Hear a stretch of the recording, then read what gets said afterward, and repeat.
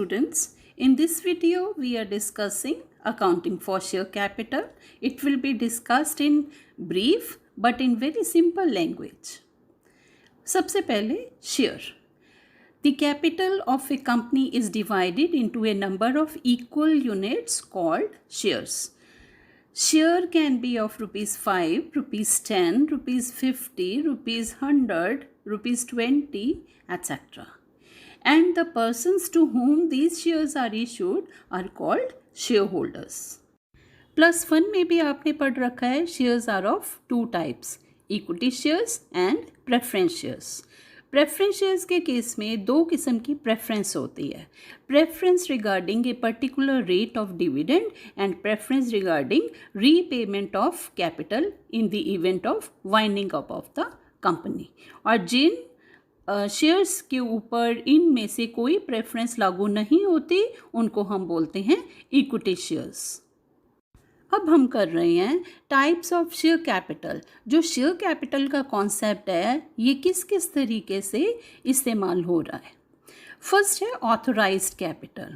Authorised capital is also called registered capital और nominal capital. Why registered capital? क्योंकि इसी capital के साथ कंपनी की रजिस्ट्रेशन हुई और ये मेमोरेंडम ऑफ एसोसिएशन में लिखी गई under capital clause.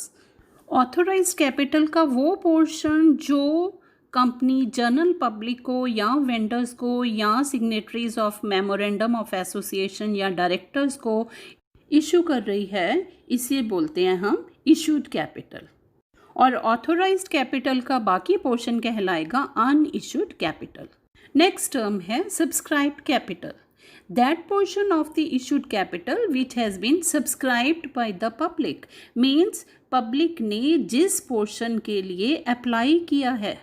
Subscribed capital can further be classified into two categories, subscribed and fully paid up and subscribed but not fully paid up. इन दोनों का मीनिंग हम थोड़ा बाद में समझते हैं. पहले हम आ जाएं कॉल्ड अप कैपिटल. अब देखो कंपनी शेयर मनी लमसम में भी इकट्ठा कर सकती है जनरल पब्लिक से और बाय इंस्टॉलमेंट्स भी. जितना अमाउंट शेयर्स के पीछे कंपनी ने जनरल पब्लिक से कॉल कर लिया है that is called called up capital, चाहे फुल हो चाहे बाय इंस्टॉलमेंट्स में हो. और जितना नहीं कॉल किया that is called uncalled capital. और जितना कंपनी कॉल कर चुकी उसमें से ये ज़रूरी नहीं है कि सारे शेयर होल्डर सारा पैसा दे दें. कई बार कुछ अमाउंट अनपेड रह जाता है, उसे हम बोलेंगे कॉल्स इन एरियर्स और जो अमाउंट आ जाएगा उसे हम बोलेंगे पेड अप कैपिटल. अब हम बात करें subscribed and fully paid up के बारे में. अगर कंपनी ने फुल अमाउंट कॉल कर लिया और लोगों ने फुल अमाउंट दे दिया it is called subscribed and fully paid up.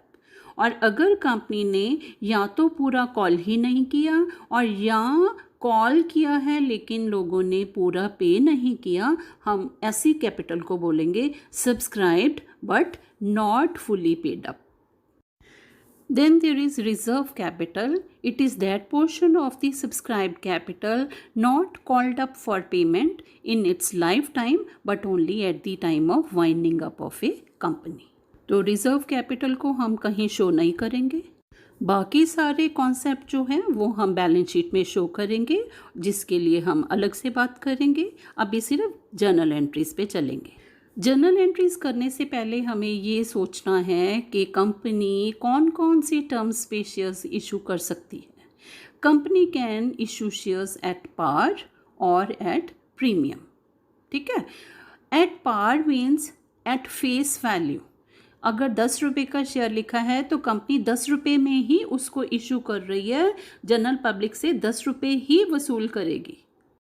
और अगर कंपनी फेस वैल्यू से ज़्यादा प्राइस पे शेयर इशू कर रही है ऐसे शेयर्स को बोलते हैं हम shares issued at premium. Premium means extra payment जो कि कंपनी के लिए प्रॉफिट होगी, जिसका नाम हम रखेंगे securities premium reserve account.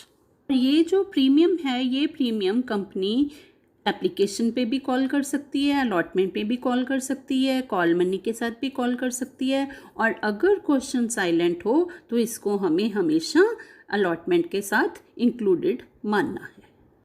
Company share money दो तरीके से मांग सकती है, या तो इकट्ठा लमसम या फिर इन इंस्टॉलमेंट्स। जैसे अभी मैंने मेंशन किया एप्लीकेशन मनी, अलॉटमेंट मनी और call money, there can be different instalments.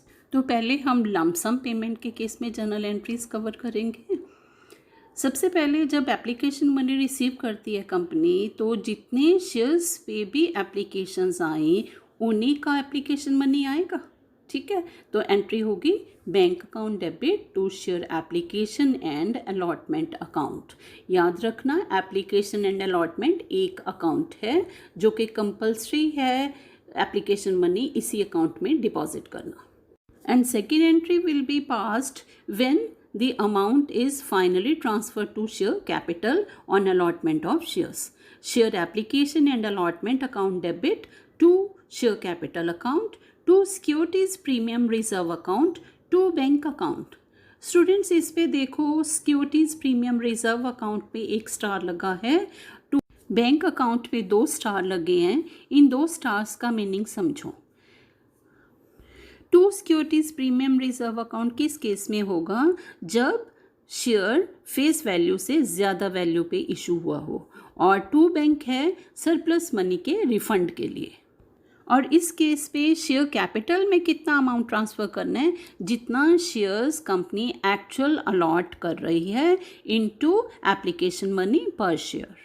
तो इन 2 एंट्रीज़ को हम सम अप करें। फर्स्ट एंट्री में वो अमाउंट है जो कंपनी को एप्लीकेशन के साथ टोटल मिला है, और सेकंड एंट्री में वो अमाउंट है जो हम उसी एप्लीकेशन से शेयर कैपिटल में ट्रांसफ़र करेंगे। और अगर प्रीमियम पे इशू है तो प्रीमियम में ट्रांसफ़र करेंगे, और अगर कोई सरप्लस मनी है तो वो रिफ़ंड करेंगे। नेक्स्ट बात आती है पेमेंट इन इंस्टॉलमेंट्स। तो इस केस में they will be different stages, application stage, allotment stage, call stage. Call एक है तो फर्स्ट कॉल बोलेंगे उसको, उसी को हम फर्स्ट एंड फाइनल कॉल बोलेंगे। 2 कॉल्स हैं तो फर्स्ट को फर्स्ट कॉल बोलेंगे, सेकंड वाली को सेकंड एंड फाइनल कॉल बोलेंगे, and so on for any subsequent call. तो अब स्टूडेंट्स इस बात का ध्यान रखना है कि हर स्टेज की 2 जर्नल एंट्रीज होंगी, एक अमाउंट को ड्यू करने की, एक अमाउंट को रिसीव करने की। पर एप्लीकेशन में पहले रिसीव होता है पैसा, बाद में हम उसको ट्रांसफ़र करते हैं। बाकी सब केसेस में पहले वो कैपिटल में ट्रांसफ़र होगा, बाद में हम रिसीव करेंगे। अब क्योंकि बाय इंस्टॉलमेंट्स मनी मांग रहे हैं तो हम एप्लीकेशन को सेपरेट कर देंगे, अलॉटमेंट को सेपरेट कर देंगे, कॉल्स को सेपरेट कर देंगे। तो फर्स्ट जर्नल एंट्री क्या होगी? Bank account debit to share application account. ये एक्चुअल कितने शेयर्स के लिए पब्लिक ने अप्लाई किया इनटू एप्लीकेशन मनी पर शेयर के साथ एंट्री होगी। जब कंपनी शेयर्स को अलॉट करती है फिर इसी एप्लीकेशन मनी को हम ट्रांसफ़र करेंगे शेयर कैपिटल में, या फिर बैंक में भी ट्रांसफ़र हो सकता है, सिक्योरिटीज़ प्रीमियम रिजर्व में हो सकता है, शेयर अलॉटमेंट में हो सकता है। ये अलग अलग ऑप्शंस हैं, टाइम टू टाइम हम इनके साथ डील कर रहे हैं। अभी सिर्फ सिक्योरिटीज़ प्रीमियम रिजर्व की बात कर रहे हैं और शेयर कैपिटल की। जो टोटल अमाउंट एप्लीकेशन पे रिसीव किया वो डेबिट होगा। अब share application account debit to share capital, ये वो अमाउंट है जो आप shares allotted into application money से कैलकुलेट करोगे।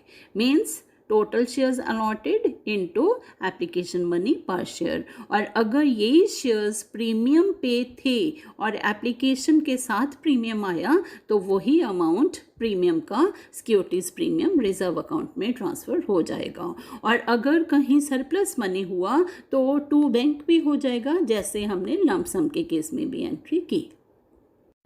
बस इन्हीं 2 एंट्रीज़ ने अब अगली स्टेजेस के लिए आगे पीछे काम करना है। अब हम पहले ड्यू करेंगे फिर रिसीव करेंगे। जैसे share allotment account debit to share capital to securities premium reserve. Star को देखते चलो, स्टार का मतलब अगर वैसा केस हो तो जब allotment money is received, bank account debit to share allotment. Similarly, you can pass journal entry for share first call. तो share first call account debit to share capital account to securities premium reserve account in case premium has been called with first call. and when that call money is received, bank account debit to share first call. तो जैसे हम पहले बात कर चुके हैं, अगर इस कॉल के बाद कोई और कॉल नहीं है तो ये फाइनल कॉल भी होगी, तो हम यहाँ लिखते share first and final call account debit to share capital to securities premium reserve account, bank account debit to share first and final call. Second है तो सेकंड के साथ लिखते, थर्ड है तो थर्ड के साथ लिखते, मीन्स लास्ट कॉल के साथ आपको एंड फाइनल कॉल लिखना ज़रूरी है। सो स्टूडेंट्स, ये बहुत लेंथी चैप्टर है, इसलिए पूरा चैप्टर जो है अलग अलग वीडियोस में डिवाइड किया गया है और बाकी पार्ट नेक्स्ट वीडियोस में आपको नज़र आएंगे।